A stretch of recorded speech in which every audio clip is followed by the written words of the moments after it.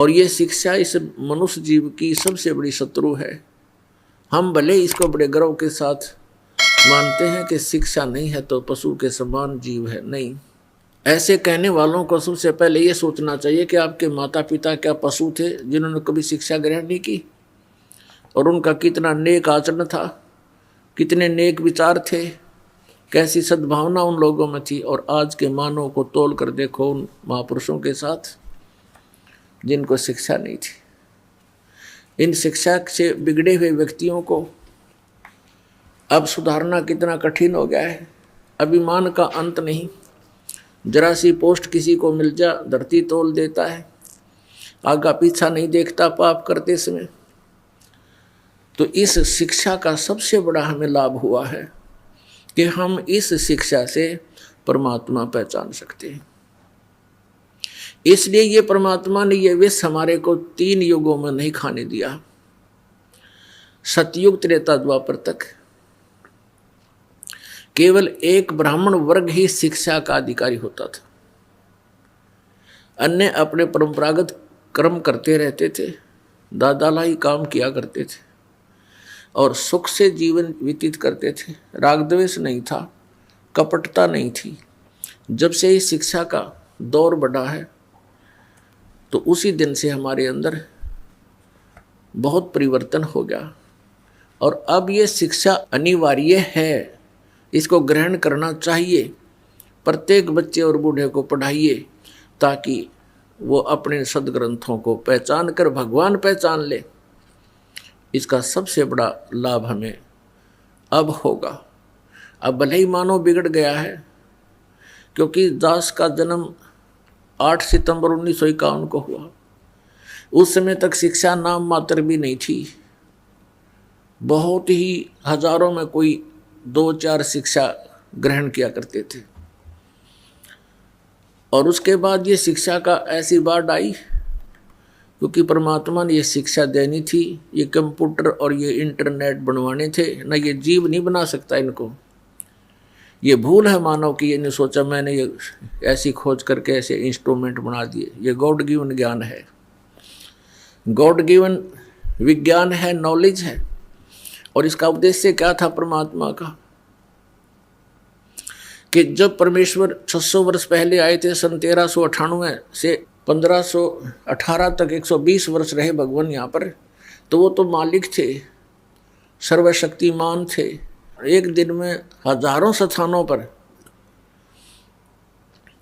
अपने अन्य रूप बना करके बहुत चोले धार के और जगह जगह प्रचार किया करते थे। लाखों की संख्या में उनके अनुयायी बन गए थे। अब कोई भी संत इतनी सिद्धि युक्त नहीं है। अगर किसी में थोड़ी बहुत सटोर कर भी ली किसी ने तो जल्दी फ्यूज हो जाता है, कुछ दिनों के बाद उसमें क्रिया नहीं रहती। जिस कारण से परमात्मा ने ये मीडिया बनवाया, और मीडिया भी अपने दायित्व से दूर भाग रहा है, सत्य को सामने लाने में कतराता है, असत्य के ढोल पीटने में अपना गौरव समझता है। और ये सब कुछ परमात्मा ने अपने प्यारे बच्चों को, अपनी प्यारी आत्माओं को इस तत्व ज्ञान समझाने, घर घर पहुंचाने के लिए दिया था। पिछले 3 युगों में देखो, ना कोई सड़कें होती थी। एक रेडू में जिसको रथ बोलते थे, 6 खच्चर जोड़ के ये घोड़े जोड़ कर निकाला करते थे।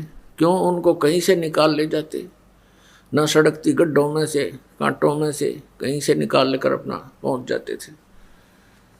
अब कितना प्रत्येक व्यवस्था सुचारू है, सड़कें हैं, गाड़ियां हैं, एरोप्लेन हैं, यानी बहुत कुछ हमने इस विज्ञान से प्राप्त किया। लेकिन एक विज्ञान, ये तत्व ज्ञान है। इस विज्ञान के सामने सभी विज्ञान व्यर्थ हैं, यूजलेस हैं। और इस विज्ञान को हम छोड़कर केवल अपने पेट रोजी रोटी के तक सीमित जो वस्तु है उसी पर सारा जीवन व्यर्थ कर रहे हैं। इसके साथ साथ परमात्मा की भक्ति अनिवार्य है। तो जैसा कि प्रसंग चल रहा था, परमेश्वर कबीर जी ने आकर के हमें ये ज्ञान दिया ये बताया कि तुम यहाँ काल के जाल में फंसे हुए हो, ये तुम्हारा ठीक ठिकाना नहीं है, आप मुझे पहचानो। और उसके लिए बताया करते थे कि जिस क्रिया को तू करते करते सारा जीवन व्यर्थ कर देता है, ये तेरे साथ नहीं चलता। जैसे परमात्मा ने बताया कि तुम जिस शक्ति को परमात्मा मान रहे हो, ये भगवान नहीं है। मुल्ला माया मग में बैठी हंसा चुन चुन खाई, ये ज्योत स्वरूपी अलख निरंजन कह मैं ही करता भाई।